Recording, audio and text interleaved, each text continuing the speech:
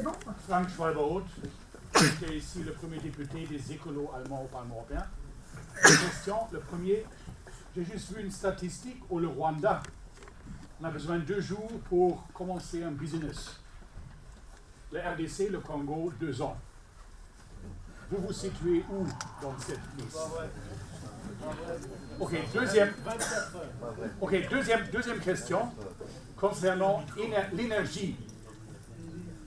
C'était dans le vieux temps que vous avez en 97 le plus grand quantité de pétrole produit. Il y a des experts qui disent 2025, ça va être fini avec le pétrole. Est-ce que vous avez un plan pour l'après? Ça veut dire énergie renouvelable. Quand vous regardez les Émirats, il y a maintenant un des Émirats qui héberge les Nations Unies, l'Institut international pour l'énergie renouvelable.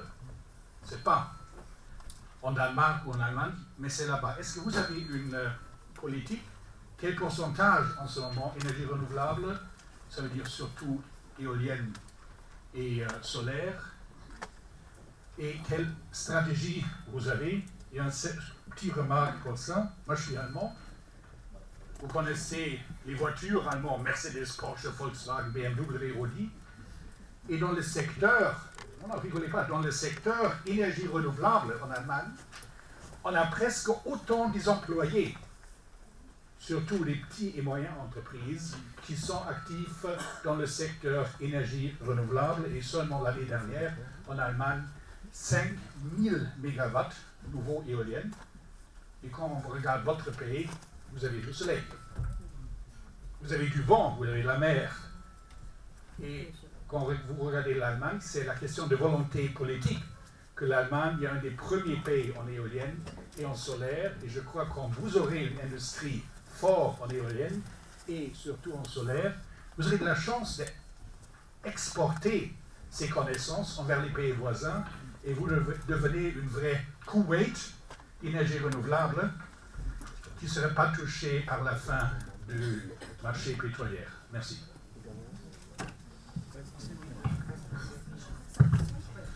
Mais merci pour la question. D'abord, j'ai précisé que nous sommes 144e classement de business. Ça signifie que ce n'est pas bon, c'est 186. Même si on est premier au niveau de la CEMAC ou premier des pays WADA, ce n'est pas bon. Aujourd'hui, nous aimerions être parmi les top 10. Mais pour le faire, il y a des réformes structurelles à prendre et nous avons commencé, il faudrait que nous puissions accélérer. Quand j'ai parlé du nouveau guichet unique, c'est par rapport à cela. Aujourd'hui, la création des entreprises, ça tourne aux alentours de, la vérité, 48 jours, 2 mois. Même si, certains cas, c'est 2 semaines, mais ce n'est pas bon encore, c'est 48 jours à ce niveau. Nous pensons que avec le programme que nous avons eu à mettre en place avec la Banque mondiale, nous pouvons rapidement avoir de gains à ce niveau, en ayant les administrations sur place, en ayant donc à la fois les impôts, le tribunal du commerce et tout le reste à un même endroit afin de faciliter cela. Vous avez abordé le volet en ce qui concerne les énergies renouvelables. Nous inscrivons dans le cadre de cette politique. Au stade actuel, déjà, sur l'énergie produite, l'électricité produite au Gabon, une grosse partie est propre. Mais nous avons encore des centrales thermiques sur base diesel, gasoil. Mais centrale thermique à gaz, c'est une énergie propre. Centrale hydroélectrique sur la base donc, de barrages, c'est une énergie propre. Et les pays d'Afrique centrale ont un potentiel remarquable en énergie. La RDC, avec Inga, c'est un potentiel immense. Le Cameroun, la même chose. Le Gabon, le potentiel hydroélectrique est près de 10 000 MW. Et il est insuffisamment exploité. Dans le cas, la stratégie que nous avons, c'est de mettre fin, à terme, au recours d'une énergie produite sur base fossile, principalement thermique. Voilà pourquoi nous mettons un accent sur le volet hydroélectrique et gazier. Pour les zones, par exemple les zones de la côte, comme Port-Gentil, c'est le volet gazier. Et aujourd'hui, nous avons atteint même le niveau que nous considérons comme critique en ce qui concerne le volet gazier. Maintenant, c'est des projets de barrages hydroélectriques que nous sommes en train de mettre en œuvre pour arriver à un objectif de 100% d'énergie produite propre. Vous avez parlé de l'éolien. Nous avons fait une étude pour l'éolien et comme aussi pour le solaire. Pour le solaire, on a été un peu dessus parce que c'est vrai, on peut penser le Gabon a un peu de soleil, mais le potentiel au niveau solaire, il n'est pas considérable. Dans certaines zones, oui, mais pas considérable. C'est différent du Niger, c'est différent du Sénégal, de la Mauritanie, non, c'est différent. L'éolien aussi, pareil, le potentiel n'est pas remarquable. Dans certaines zones, nous avions en effet un potentiel qui peut permettre de mettre en place ce système. Et dans les études qui ont été faites, parce que par le passé, moi j'étais ministre de l'énergie, en effet, avec les Canadiens, nous avons envisagé pour mettre en place ce système d'éolien dans les parcs nationaux, par exemple. Dans les parcs nationaux où il y avait un potentiel éolien. Je sais que le parc dans le Haut-Ogooué, le parc du côté de l'Éconie là-bas, nous avons en effet eu des effets positifs. Et dans la stratégie, c'était de mettre l'éolien dans certains parcs nationaux. En ce qui concerne le solaire, pour l'instant, nous l'installons dans les zones isolées et lacustres, où il y a un problème d'accès des réseaux interconnectés. Et le solaire qui a été implanté, pour l'instant, est financé par l'État. Parce que la réalité, c'est que quand maintenant nous comparons le coût de l'énergie produite en recours au solaire, l'énergie produite par l'hydroélectricité est moins chère. Ceux qui sont venus pour mettre en place des projets solaires n'ont pas pu être compétitifs par rapport à l'hydroélectricité. Mais vous avez raison. Aujourd'hui, la volonté que nous avons, c'est de renforcer ce volet d'énergie propre dans le cadre de la lutte contre les émissions des gaz à effet de serre. Merci. Passons aux autres questions, monsieur. Oui. Je suis journaliste, rédacteur en chef du journal Yambola, donc le premier journal africain ici à Bruxelles. Alors, tous les deux venaient d'inventer la stabilité politique au Gabon. Mais je me demande pour combien de temps cette stabilité va durer. Quand on sait que le débat sur l'alternance politique au Gabon est très virulent, est-ce que vous pensez que le président Ali Bongo acceptera de céder le pouvoir et de faciliter l'alternance?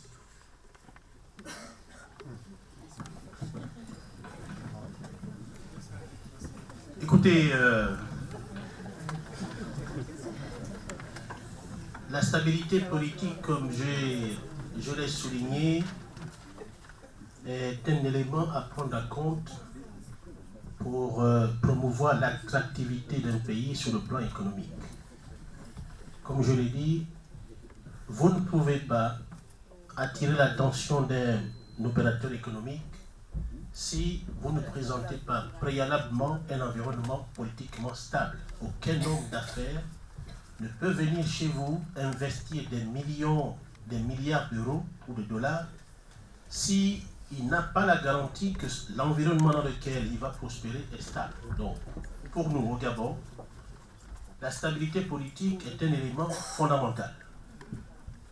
Vous remarquerez que depuis l'indépendance jusqu'à cette année, le Gabon peut se targuer d'avoir eu une vie politique paisible, une vie politique sans heurts réels, de nature à bouleverser les institutions.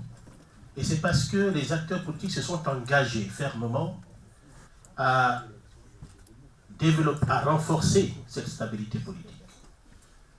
Et que ça soit dans l'opposition ou dans la majorité, c'est une volonté, c'est une ambition qui est partagée.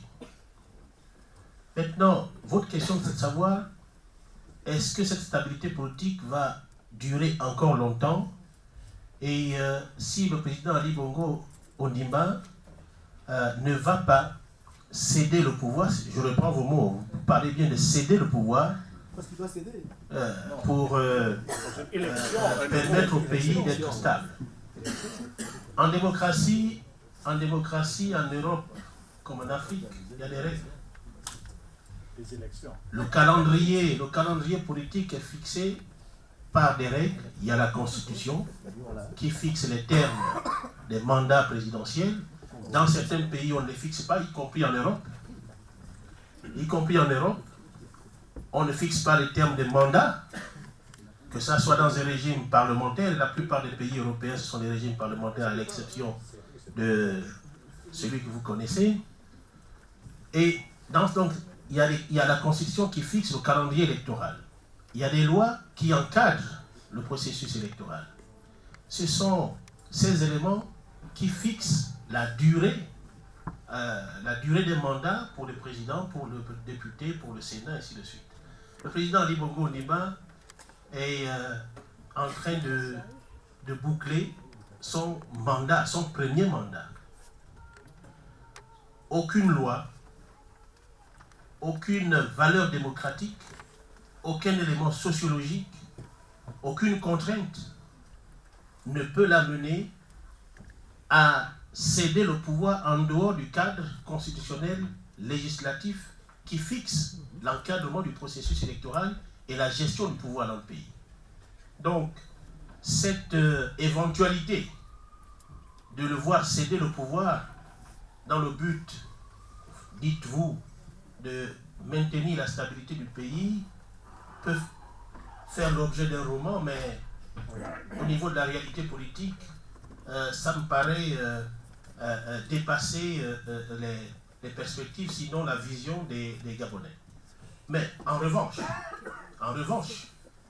ce qu'il fait pour que la stabilité politique soit toujours un des éléments caractéristiques du pays, c'est premièrement, et c'est important de le souligner, c'est chaque fois que nous abordons une échéance électorale, c'est de mettre tout en œuvre pour que le processus électoral soit mené, ficelé dans un climat politique apaisé. Il faut tout mettre en œuvre dans tout le processus de préparation de l'élection.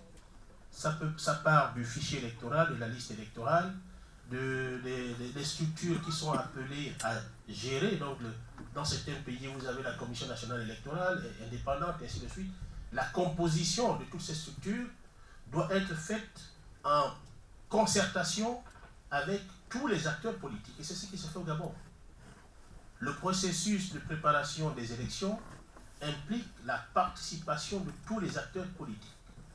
Donc, ce que nous faisons pour éviter que les élections, comme malheureusement dans notre continent, les élections sont souvent source de tension, c'est d'impliquer tous les acteurs au processus qui prépare le scrutin et faire en sorte que les résultats du scrutin soient le moins contestables possible.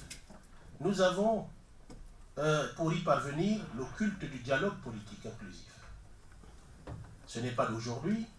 Le défunt président Omar Bongo Ondimba l'a développé avec beaucoup de brio. Le président Ali Bongo Ondimba s'inscrit dans cette démarche-là. Nous avons le culte du dialogue politique inclusif. Et pour vous donner un exemple, il y a 3 ou 4 ans, sur la base d'une revendication qui à l'origine était formulée par l'opposition, revendication tendant à introduire le système biométrique dans le système électoral. C'est une avancée notable. Dans beaucoup de pays qui se réclament de traditions démocratiques, n'ont pas encore fait cette réforme.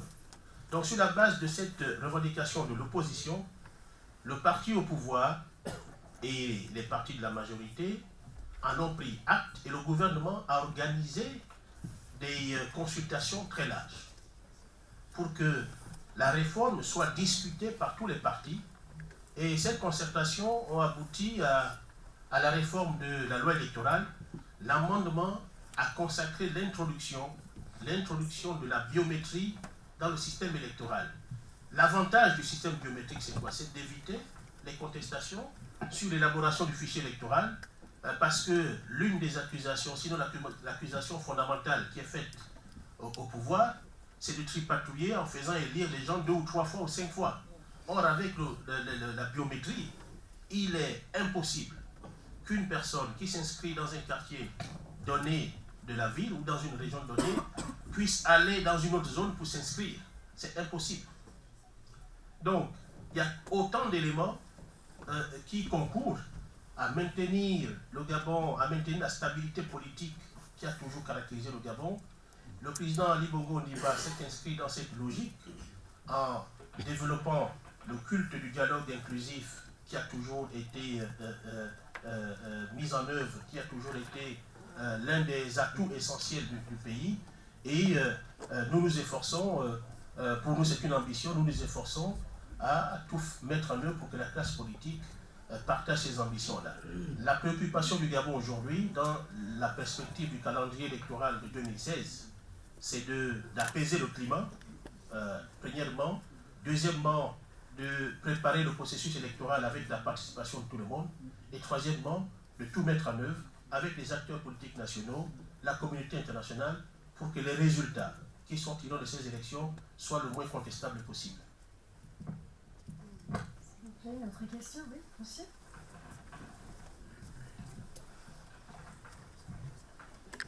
Monsieur le ministre, merci pour vos interventions. Je suis Eric Pigalle, je suis membre de la délégation française au Comité économique et social européen et je suis aussi directeur conseil informatique. D'abord, excellent, je voulais vous remercier d'avoir organisé ces rencontres tout à fait intéressantes. J'ai écouté avec beaucoup d'intérêt et d'enthousiasme les innovations qui sont organisées et mises en place par le gouvernement gabonais, notamment en matière primaire, secondaire et aussi en matière de services, justement, et alors avec encore un peu plus d'intérêt sur la protection et la cybersécurité autour du vote électronique et du vote et des votes en général. Ma question est la suivante. Quelle est en matière, puisqu'on sait qu'une économie ne peut pas, toutes les économies sont toutes interconnectées, donc les moyens... Je suis l'ambassadeur du Burkina Faso. Je voudrais tout d'abord, monsieur le ministre, vous féliciter pour la qualité de vos interventions. Je sais que la stabilité politique et économique constituent les deux faces de la même médaille. Vous réussissez cela et vous l'avez bien exposé. Mais ma question va se situer sur deux plans. Ce que vous venez d'exposer, à mon avis, est excellent parce que je connais un peu l'économie de votre pays. Mais qu'est-ce que vous faites en matière de politique de communication au niveau intérieur? Parce que souvent, on fait beaucoup de choses au niveau intérieur, mais c'est l'extérieur qui en parle. L'intérieur, le plus souvent, ne voit rien. Et c'est de là que, des fois, viennent les problèmes. Parlant de cela, en matière de jeunesse, surtout la jeunesse africaine, qui croit que l'Eldorado se trouve en Europe. Que faites-vous pour mobiliser la jeunesse gabonaise à travers la formation, puisque l'investissement du capital humain est un élément important pour aller vers l'émergence. Ensuite, en matière d'industrialisation, est-ce que vous avez un accélérateur à ce niveau? Parce que, avec les APE, si vous n'avez pas une économie transformée, vous allez directement à la mort. Or, l'Union européenne est parvenue à nous faire signer les APE. Au niveau du Gabon, nous sommes dans la capitale européenne. Quel est le message que vous pouvez donner pour que les investisseurs viennent pour vous aider à accélérer cette transformation de votre économie? Je vous remercie.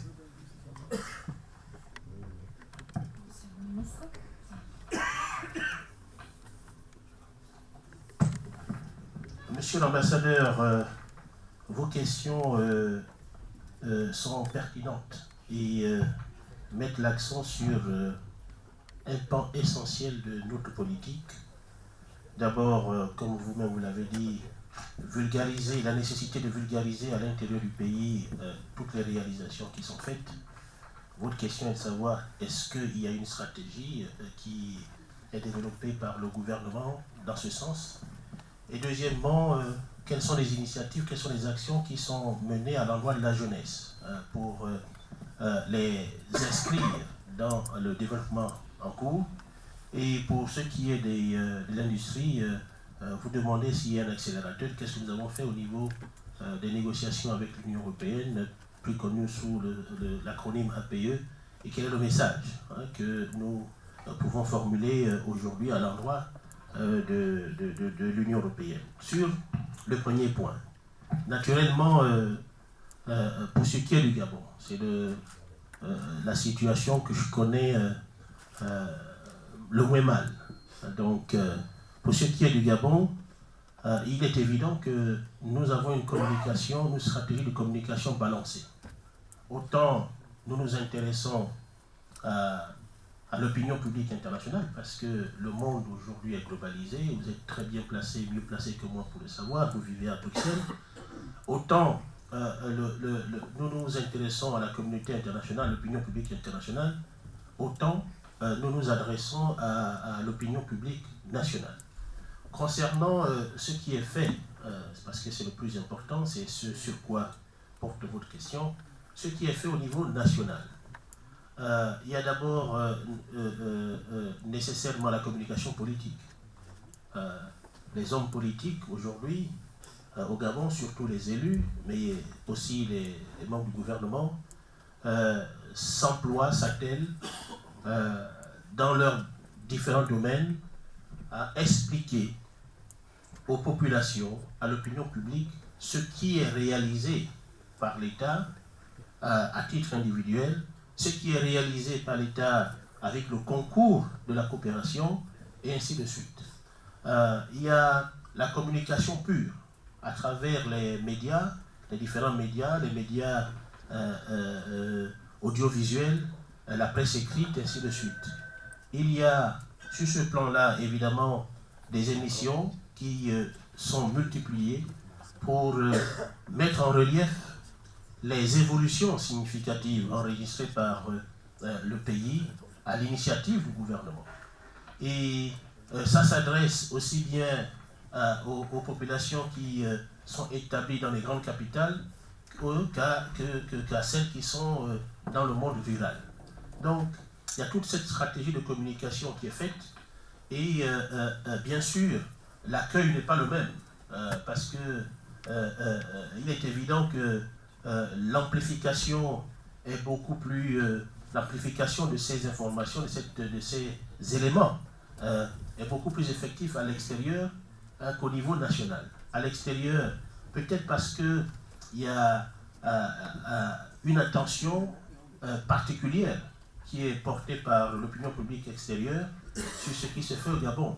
Mais au Gabon, dans les grandes capitales, évidemment, cette œuvre de communication porte. À l'intérieur du pays, les populations sont beaucoup plus confrontées à des besoins immédiats qui parfois, à leurs yeux, ne sont pas pris en compte dans les stratégies globales nationales. Et ce qui fait que l'intérêt porté par ces populations rurales aux réalisations gouvernementales n'est pas le même que celui qui est porté sur ces réalisations par les populations qui sont à Libreville ou à Port-Gentil. Concernant la jeunesse est au cœur de toute la stratégie de développement mise en place par le président Ali Bongo Ondimba et son gouvernement depuis 2009. Nous avons une stratégie de jeunesse. Ça a été fait depuis 2 ou 3 ans. Une stratégie de jeunesse pour que la jeunesse soit prise en compte dans le projet de développement du pays. Et nous nous félicitons de voir que l'OIF, quelques années après, a adopté une stratégie jeunesse qui n'est pas du point de vue des objectifs, qui n'est pas du point de vue du contenu, très différente de celle qui a été adoptée par le gouvernement gabonais. Donc ça veut dire que nous avons eu à l'esprit de précéder certaines instances qui font autorité sur ce dossier particulier. Parce que l'avenir d'un pays, l'avenir du Gabon, pour ne parler que du cas du Gabon, l'avenir d'un pays repose sur la jeunesse. Et pour que la jeunesse joue son rôle de façon effective dans tout le développement du pays, il faut d'abord lui fournir tout le nécessaire pour que sa formation soit la plus complète possible. Et cette stratégie jeunesse passe donc par un programme global au niveau de l'éducation et le défi, sur la base d'un constat que nous avons malheureusement pu faire au regard de l'évaluation qui a été faite de toute la vie politique et économique du Gabon avant 2009, le défi aujourd'hui, c'est d'arrimer le contenu de l'éducation, le contenu de tous les programmes d'éducation aux besoins de l'économie gabonaise. Or, il y a eu un décalage énorme parce que les formations dispensées dans le pays étaient beaucoup plus généralistes, ne tenaient pas compte des spécificités induites par les différents secteurs économiques, et c'est cet élément qui explique, certains ont pu s'en rendre compte en lisant les fiches sur le Gabon, c'est davantage cet élément qui explique le décalage qu'il y a entre les taux de croissance obtenus et le niveau du chômage. Parce que c'est un chômage qui est davantage basé sur l'incapacité des ressources disponibles à s'adapter aux besoins économiques du marché. L'industrialisation, la transformation induit des emplois spécifiques. Le Gabon ne dispose pas, malgré le fait qu'une grande partie de cette jeunesse est formée, mais formée sur la base d'une éducation généraliste, malgré cela, le Gabon ne dispose pas. L'industrialisation induit des besoins en termes d'emploi qui ne peuvent pas être satisfaits par la qualité des ressources humaines disponibles. Il y a donc un besoin énorme en matière de formation professionnelle. Le ministre de l'économie vous en parlera. Donc voici les premiers éléments de réponse à toutes les questions que vous avez posées, et je donne le micro à mon collègue pour compléter le tableau. Vous avez tout dit, mais je pense que M. Konsaga a posé un problème réel. Aujourd'hui, nous voulons encourager l'industrialisation, mais il est essentiel que la formation puisse tenir compte de ces besoins. Nous avons une offre sur le marché du travail qui n'est pas adaptée à cette ambition. Aujourd'hui, le taux de chômage est évalué à 27% et la part des jeunes est de 30%. Et le plus souvent, c'est le problème de formation qui est au centre de la problématique. Alors, nous avons, de façon pratique, en tenant compte de cela, encouragé la création de certains établissements spécialisés pour la formation des métiers spécifiques. Je parlais de l'école des mines, par exemple, au niveau de Mwanda, qui forme des ingénieurs, des métallurgistes, et ainsi de suite. Mais là, c'est un niveau un peu qui est plus élevé. L'Institut de pétrole au niveau de Port-Gentil, qui est le fruit d'un partenariat public-privé entre Total et l'État gabonais. La création aujourd'hui de l'école des métiers, les travaux se déroulent actuellement, l'école des métiers de bois, pour permettre d'avoir une offre qualifiée en ce qui concerne le secteur forestier sur le marché du travail. En même temps, une politique de construction des centres de formation spécialisés, parce que là, il y a une faiblesse. C'est clair que c'est une réalité. Il n'y a pas longtemps, l'entreprise SIAT, une entreprise belge, a lancé une campagne de recrutement avait besoin de 3000 employés. Et après plusieurs mois, le PDG est venu me voir, me dit: Monsieur le ministre, j'ai un problème. Là, je n'arrive pas, quand j'étais ministre de l'Industrie, je n'arrive pas à trouver des Gabonais qui puissent répondre. Donc là, nous avons décidé même d'avoir des formations qualifiantes directement. Et dernièrement, avec le concours de l'ambassadeur du Gabon en France et le groupe Eramède, par exemple, nous étions obligés de faire une campagne en ce qui concerne les recrutements pour permettre d'avoir des Gabonais dans des métiers miniers, métallurgistes et tout le reste, pour permettre de répondre à l'importation de la main-d'œuvre pour certaines entreprises qui étaient confrontées. À la suite, en contrepartie d'un plan arrêté avec l'État pour la formation des Gabonais dans ces métiers. Parce que certains sont des métiers de base même. Par exemple, seigneur, par exemple, coupeur de jus de palme, par exemple, conducteur de travaux, affûteur. Et quand on voit beaucoup d'entreprises ont adhéré à ce plan Marshall, nous facilitons l'importation de la main-d'œuvre, mais avec adossé à un plan de formation des jeunes Gabonais. Et nous pensons qu'avec cela, avec différentes actions variées et disséminées à l'intérieur du territoire, nous pouvons atteindre cet objectif qui est essentiel.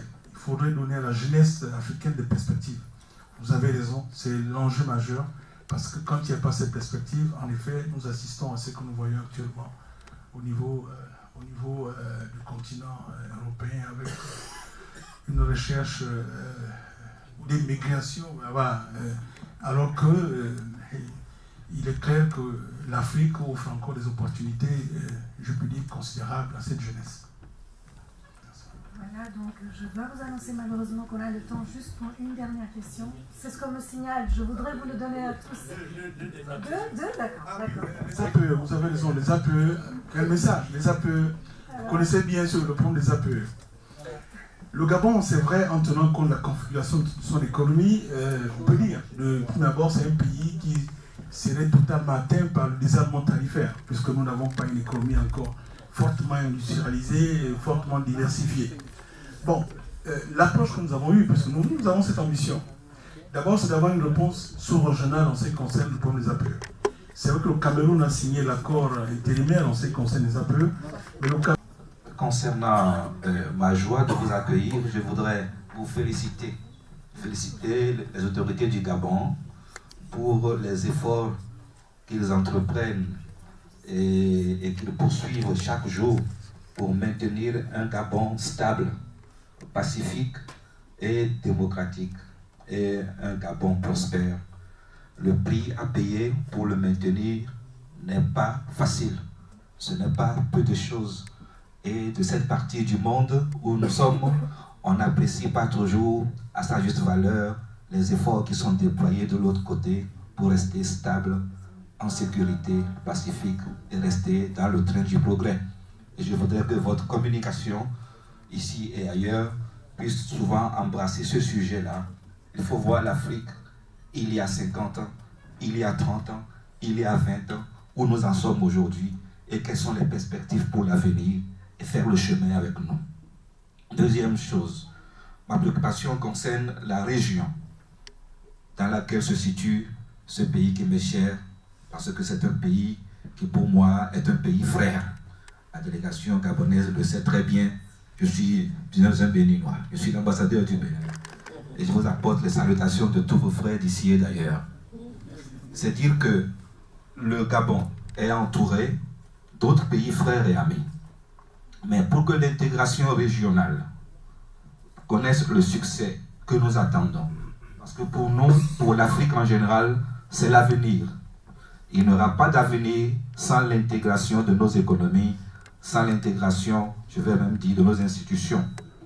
Alors, je voudrais évoquer la question de la libre circulation des personnes et des biens dans cette région de l'Afrique. Et quelles sont les dispositions, quelles sont les perspectives, n'est-ce pas, pour faciliter davantage cette circulation-là, cette mobilité des personnes qui aujourd'hui, à l'ère de la mondialisation, cette mobilité est conçue comme un facteur de production et de développement. Dernière question, vous l'avez évoqué, l'économie forestière. Face aux enjeux du développement durable et des changements climatiques, quelles sont les dispositions que le Gabon prend pour préserver la forêt tout en maintenant l'exploitation forestière?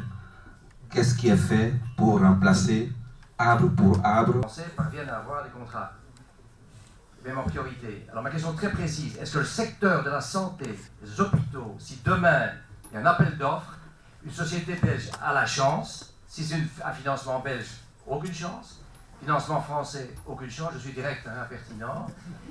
J'espère que le financement est gabonais, donc ce sera réglo et ce sera sérieux. Voilà, ma question était celle-là. On s'arrête là, malheureusement, avec les questions. Merci beaucoup. C'est à vous, monsieur le ministre. Très bien, les trois dernières questions, disons la série des dernières questions nous amène à évoquer des préoccupations qui sont au cœur même de la stratégie de développement mise en place par le président de la République et son gouvernement. Vous avez la chance d'avoir comme interlocuteur des membres du gouvernement qui se sont occupés de toutes ces questions-là au sein du gouvernement. Donc on pourra vous donner, sans langue de bois, les réponses appropriées, particulièrement la dernière question. Je me ferai le plaisir de vous donner les réponses les plus appropriées. Concernant la première question, l'intégration régionale. Je suis ministre de l'intégration régionale au Gabon. Je m'occupe de ces questions et mon collègue en charge de l'économie se trouve être le président du Conseil des ministres de la CEMAC. Donc il est également outillé pour donner une réponse claire à cette question-là. Le constat qui est souvent fait, et justifié d'ailleurs, justifié, vérifié, c'est que la sous-région de l'Afrique centrale, CEMAC et CAC confondus, est la moins intégrée du continent. C'est le constat qui est fait. Et beaucoup de raisons, beaucoup de facteurs sont mis en avant. Et l'une des manifestations de cette sous-intégration, c'est la libre circulation des personnes et des biens. Et vous faites très bien de poser le problème. Aujourd'hui, il y a 4 pays qui ne pratiquent pas, au sein de la CEMAC, il y a 4 pays qui ne pratiquent pas la libre circulation. Non, il y a 4 pays qui pratiquent et 2 qui ne pratiquent pas. Les 2 qui ne pratiquent pas, c'est le Gabon et la Guinée équatoriale, pour diverses raisons.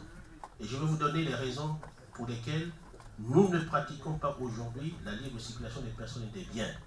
Ça ne réduit en rien notre engagement et notre volonté de l'appliquer parce que, étant convaincus que le salut des différents pays de l'Afrique passe par l'intégration, il faut forcément parvenir à mettre en application ce principe de la libre circulation des personnes et des biens. Mais il y a des préalables. Il ne faut pas mettre la charrue avant les bœufs. Ce n'est pas parce qu'on vante tellement les mérites de la libre circulation des personnes et des biens que le seul fait d'annoncer le principe peut apporter les résultats escomptés. Une mauvaise gestion du principe peut entraîner des situations difficilement gérables sur le plan sécuritaire. Ne serait que sur le plan sécuritaire. Donc il y a des préalables. Au niveau de la CEMAC, il y a une feuille de route consensuelle qui a été adoptée par les États membres et cette feuille de route prescrit un chronogramme avec différentes étapes. Ce chronogramme n'est pas respecté, rares sont les étapes qui sont respectées. Et le Gabon dit, pour ne prendre que quelques exemples, la sécurisation des documents de voyage, la sécurisation des documents d'identité. Nous sommes parvenus au Gabon à une norme très élevée. Nous utilisons des documents biométriques aujourd'hui. Beaucoup de pays de la sous-région n'ont pas le même niveau de sécurisation des documents. Et beaucoup de pays n'ont pas un fichier d'état civil sécurisé. Comment ferons-nous, pour ne prendre cet exemple-là, comment ferons-nous dans l'espace communautaire, lorsque nous savons que certains pays de la communauté ont des ouvertures de frontières avec des pays extra-communautaires et que les citoyens de ces pays frères extra-communautaires qui passent par ces pays peuvent avoir, ce n'est pas une accusation, mais ce sont des faits réalistes, peuvent avoir la possibilité, par des manipulations diverses, se doter des documents d'état civil qui les rattacheraient de façon illégale aux pays communautaires et bénéficiant du principe de liberté de circulation, se retrouver au Gabon. Voici une question qu'il faut avoir à l'esprit. Nous avons des cartes d'identité nationale biométriques, ce que beaucoup de pays dans la sous-région n'ont pas. Et comment identifier, parce que la libre circulation n'implique pas la liberté d'établissement. Or, il est possible, et ça arrive souvent, de voir que des frères arrivent dans un pays sous le principe de la liberté de circulation et dépassent les 90 jours autorisés pour s'établir et rester ainsi à demeure en enfreignant naturellement les dispositions législatives et réglementaires encadrant le séjour des étrangers dans le pays. Ça, c'est la première préoccupation. La deuxième préoccupation, c'est la sécurisation des points d'accès aux frontières, des points d'entrée. Le niveau de sécurisation n'est pas le même. Et autre élément non moins important, c'est l'interconnexion des infrastructures. On ne peut pas, en ce qui concerne le Gabon, présenter la possibilité pour les habitants, les citoyens de la communauté, la possibilité pour eux d'aller et venir d'un pays à l'autre à l'intérieur de la communauté, si on ne met pas l'accent sur les infrastructures et l'interconnexion des infrastructures. Parce que pour qu'il y ait une liberté de circulation, il faut permettre aux individus, aux personnes de circuler.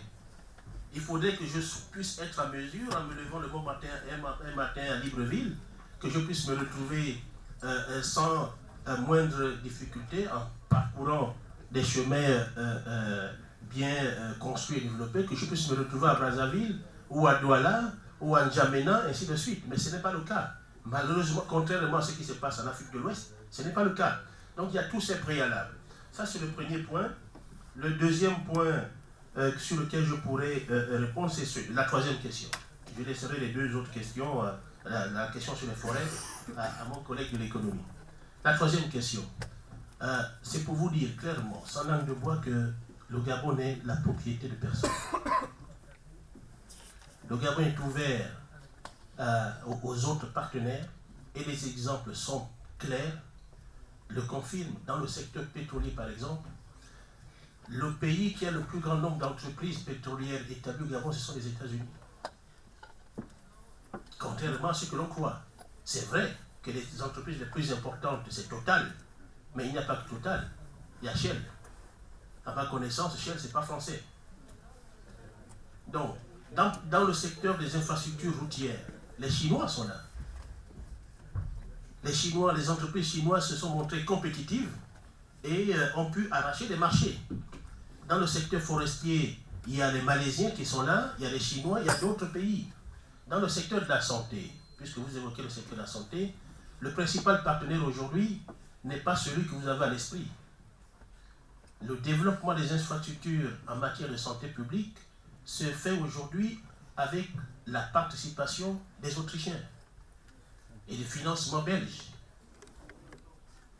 Donc voyez-vous, il y a des a priori. Autrichiens, financement belge. Voyez-vous, il y a des financements belges. Donc ce qui veut dire qu'une entreprise belge qui soumissionne aujourd'hui pour acquérir un projet d'infrastructure dans le secteur de la santé peut avoir des canaux, si tant est vrai qu'elle apporte l'expérience et la compétitivité requise, parce qu'évidemment il faut être compétitif, peut avoir des canaux pour accéder à ces marchés-là. Donc c'est pour vous dire que le Gabon reste ouvert à tous les partenaires, aussi bien en ce qui concerne l'investissement, l'attribution des marchés, qu'en ce qui concerne le développement des échanges commerciaux. Et je vous remercie. Bon, je ne sais pas non plus que l'ambassadeur rappelle qu'après nous avons débordé. C'est pas, madame, nous vous attendons. En tant que ministre de la promotion de l'investissement, je serai heureux de vous recevoir et de vous accompagner dans ce séjour pour vous présenter absolument les opportunités qu'offre l'économie gabonaise. Donc, c'est avec plaisir que nous allons vous recevoir pour permettre absolument l'insertion des Belges dans l'économie gabonaise. Et le volet forêt, le Gabon aujourd'hui est l'un des pays qui préserve sa forêt au niveau du bassin du Congo. Nous n'avons pas de programme de déforestation abusive au niveau du Gabon. Dans le cadre du code forestier, les aspects de reboisement, de préservation de la forêt sont mis en exergue. Et même là, certaines essences spécifiques ne sont plus aujourd'hui exportées. Donc c'est un élément essentiel de la politique gabonaise. Nous n'avons pas attendu le flag et les aspects parce que nous pensons qu'il est important aujourd'hui de préserver ce label gabonais. Parce que si nous voulons être un pays qui peut avoir, qui peut identifier, avoir un label certifié en ce qui concerne le bois, les aspects de préservation sont essentiels. Donc dans ce domaine, nous faisons des efforts pour être prudents, pour exploiter la forêt